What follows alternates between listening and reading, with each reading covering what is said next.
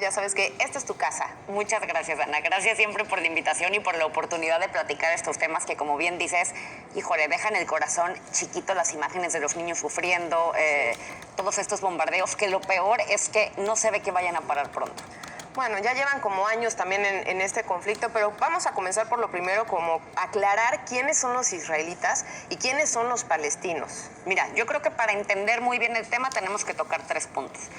Porque la información la hemos visto en todas las redes sociales y yo creo que nos confundimos mucho porque es un exceso de información nueva, por así decirlo, para la mayoría de la gente. A ver, judíos e israelíes estamos hablando del mismo grupo de personas, y árabes y palestinos estamos hablando del otro grupo de personas, por así decirlo. Entonces, si tú escuchas judío o palestino, es pues lo mismo, o israelí con árabe, estamos hablando de lo mismo. No sé si me di a entender, pero a mí me gustaría que no lo viéramos de una persona, de un grupo o de una religión contra otra religión. Yo creo que aquí hay víctimas de ambos lados, tanto judíos como los árabes están sufriendo, y están sufriendo mucho, y como en toda guerra, realmente las personas que toman las decisiones, que son como los líderes pues de estos dos grupos, son los únicos, ni siquiera me atrevo a decir que beneficiados porque nadie gana, pero son realmente como los responsables o los culpables, porque mucho he escuchado que es culpa de los judíos o es culpa de los árabes. Yo creo que hay víctimas de ambos lados. Y en segundo lugar, yo creo que tenemos que puntualizar también que es un conflicto religioso.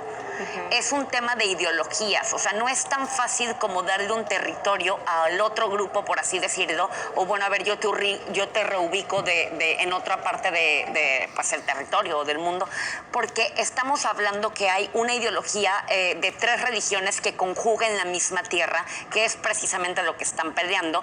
Y el tercer punto a aclarar es que el punto de origen que ocasionó este último bombardeo es el mismo que ha sido desde el principio de este conflicto, que tiene siglos literal, y que espero me equivoque, pero probablemente sea el mismo que va a ocasionar futuros bombardeos también, porque es una herida abierta de un conflicto que no ha sanado.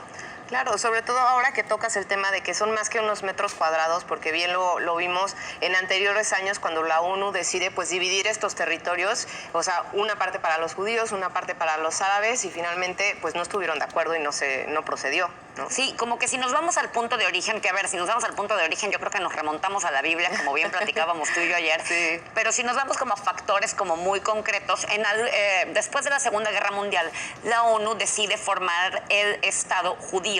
Y entonces, como que ellos tenían como 3 o 4 opciones de dónde lo iban a formar, pero escogen esta tierra, que es la tierra de Palestina, porque históricamente pues consideran que les pertenecía.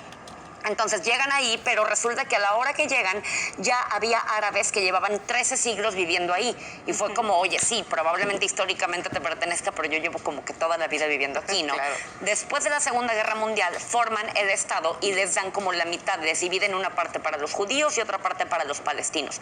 Y dejan Jerusalén como una ciudad, pues no intermedia, pero en donde conjugan ambos grupos, pero que actualmente la liderea, por así decirlo, autoridades judíos, o sea, autoridades israelíes. Entonces, han estado en contacto continuo, pero también en confrontación continua, porque estamos hablando de 2 grupos que de antaño se están peleando esta parte de la tierra prometida y pues que conjugan todo esto en Jerusalén. Entonces, este mismo punto de origen que ha ocasionado conflictos desde después de la Segunda Guerra Mundial es el mismo punto de origen que nos trae ahora estas imágenes desgarradoras. Es que finalmente creo que Jerusalén es como cuando dicen, es que me tienes entre la espada y la pared.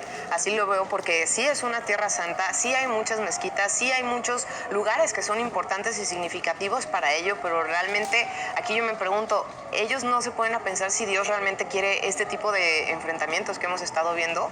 Es lamentable, la verdad, porque sufren personas de todos lados, pero si quieres, también nos estamos metiendo en temas ideológicos, pero si quieres vamos a ver un poco como la importancia de Israel. Como bien mencioné, es la tierra santa tanto de los cristianos, de los judíos y de los musulmanes.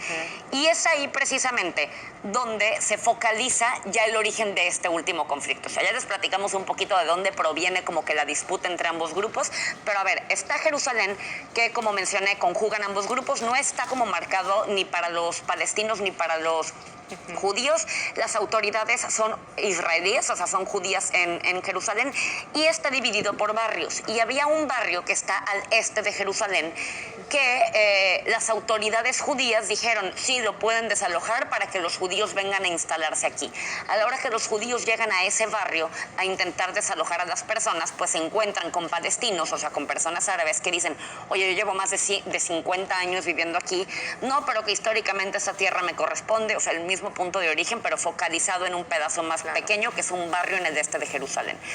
Empieza ese tema de desalojos y de confrontación, se van los palestinos, o sea, los árabes, a manifestarse a la Plaza de las Mezquitas, que es una plaza en donde se conjugan pues muchos templos culturales también y religiosos de las tres religiones. Entonces digamos que es muy como álgida la tensión, porque pues cualquier disturbio ahí te pasas a traer literalmente recintos históricos, ¿no? Entonces se empiezan a manifestar ahí, e Israel manda como a policías a replegar a los manifestantes.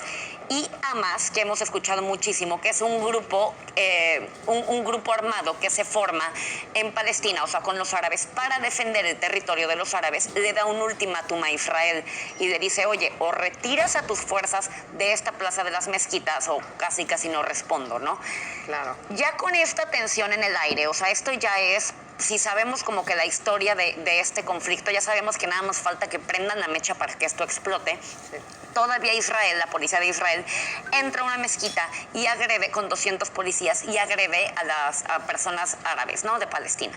Entonces, Palestina responde enviando los 7 primeros cohetes. O sea, el primer bombardeo lo da Palestina. Yo no quiero entrar en quién es responsable o quién es culpable. Estamos platicando como los puntos tal cual como ocurrieron. Manda los primeros 7 cohetes, pero de estos primeros 7 cohetes, solo uno permeó y realmente dañó a población civil, que no es justificación. A ver, igual hay civiles víctimas de esta situación. Pero aquí vamos a entender un punto muy importante de por qué los otros 6 no permearon. Si ustedes ven las imágenes, ven como las lucecitas estas que suben en el aire y otras luces que lo confrontan. Sí. Desde el año 2006, Israel instaló algo que se llama el Domo de Hierro, que son como, no termino de entender si drones o misiles también, pero que están volando en el aire, protegiendo y literalmente cazando en el aire a los misiles que les empiezan a mandar. Entonces mandan 7, solo uno permea, los otros 6 los destruyen, y Israel responde ya de una manera un poco más agresiva con 100 cohetes del otro lado. Y así empezó ya todo este bombardeo, todo este conflicto que fuimos viendo. El objetivo de Israel es destruir a Hamas, que Hamas es el grupo, pues es hasta un partido político que gobierna el tema de los árabes en Palestina, y es un grupo armado que quiere defender el territorio. Entonces, donde les dicen o donde saben por estrategia que hay alguien de Hamas, van y bombardean sin importarles que hay civiles alrededor. Vimos la foto de esta torre que se desploma, sí. Era porque les dijeron que ahí había información y que ahí había oficinas de Hamas. Entonces avisan una hora antes para que todo el mundo evacúe y ponen explosivos y hasta una torre derrumbaron. La cifra lamentablemente asciende ya a 65 muertos. Desgraciadamente, lo que decíamos Ana y yo, que hay mucha gente inocente de por medio, son más de 16 niños que perdieron la vida y bueno, más de 300 heridos que desgraciadamente yo creo que van a seguir aumentando. Claro, y es que finalmente pues esto lo estamos viendo desde 1948, cuando estaba el término de sionismo, de que estaban queriendo, ¿no?, ese Estado, ese sentido como de propiedad al final, pero sí yo no le veo fin. O sea, si desde Génesis, ¿no?, que anoche lo platicábamos, ¿no?, que yo decía, es que todo es culpa de Sara, Agar y Abraham, ¿no? Si ellos hubieran hecho caso.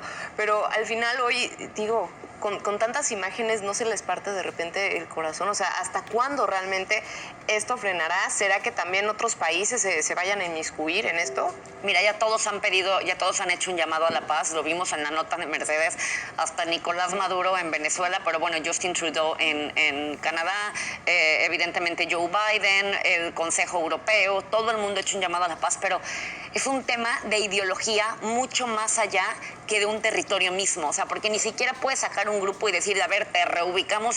No, porque ambos tienen un amor por esa tierra, si así lo podemos llamar, o un sentimentalismo por esa tierra, que es la tierra prometida, que es tierra santa para 3 religiones, que es por lo que está esta confrontación. Entonces, realmente yo creo que es ideología absurda, si me permiten decirlo, de ciertos líderes que son los que ordenan como este tema, porque yo creo creo y he leído también que los civiles, tanto palestinos como judíos, ya conviven en el mismo espacio. O sea, no es como que tienen una tensión continua entre ellos. Realmente es más un tema ideológico que se ha escalado hasta estos bombardeos que una confrontación misma de la gente todos los días. Claro, bueno, sabemos que este no ha sido como que el único confrontamiento que ha habido en el planeta, sino también en Colombia con estas manifestaciones y todo el tema de la reforma tributaria. No sé si podríamos tocarlo a lo mejor rapidísimo, claro, ¿no? De sí. qué es la reforma tributaria y por qué aumentar los impuestos en una época tan complicada. Es que esta semana la verdad fue trágica en temas de noticias. Estábamos viendo muchísimo sufrimiento en muchísimas partes del mundo. Y el tema de Colombia puntualmente. El presidente Iván Duque propone una reforma tributaria. Reforma tributaria es como una reforma de Hacienda, entonces en donde quiere o pretende aumentar los impuestos. Obviamente, para que esto pase lo tiene que votar el Poder Legislativo, que es como la Cámara de Diputados. Entonces, cuando la proponen, la gente se inconforma porque vienen de una pandemia en donde evidentemente todos estamos afectados en temas económicos y salen a las calles a manifestar. Empieza Iván Duque a ver como toda la manifestación que hay en las calles y le pide al Congreso, oye, no la votes, o sea, no la votes, ya no la pases, no pasa nada, olvídate de la reforma tributaria que pretendía aumentar los impuestos, pero las marchas no cesan y siguen en las calles. El punto aquí yo creo que a tomar en cuenta, mucho más allá de la reforma tributaria, que si bien fue el punto de origen, es la violencia con la que la policía replegó a los manifestantes. O sea, llegó al punto en que había helicópteros en las calles, tanquetas, gases lacrimógenos.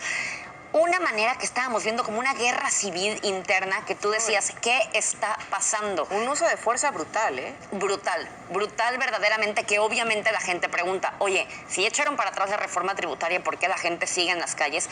¿Por qué han matado a muchísimos inocentes? La cifra ya también asciende, yo me quedé como en 41 personas que habían perdido la vida, pero obviamente matan a tu compañero manifestante que fue a manifestarse de forma pacífica, pues no te vas a ir a tu casa, aunque ya hayan echado para atrás la reforma tributaria. Y la gente sigue en las calles. En lo que estamos ahorita es en un intento de negociación entre el presidente Iván Duque con los líderes, por así decirlo, de los manifestantes. Piden ya muchísimas cosas y muchísimas reformas, algo similar a lo que pasó en Chile, que terminó con una nueva constitución. Pero bueno, en Colombia están pidiendo uno de los puntos es el tema de una reforma policial, o sea, que no puede estar sucediendo esto, que tengan como esta manera de responder a los ciudadanos. Y evidente muchísimos temas más que ya que los están escuchando, pues no van a cesar hasta que logren un cambio. Ay, Dios mío, pues ojalá que la siguiente semana pinte todavía mejor, que ya haya un poco de paz y tranquilidad en el mundo, que mira que hace falta.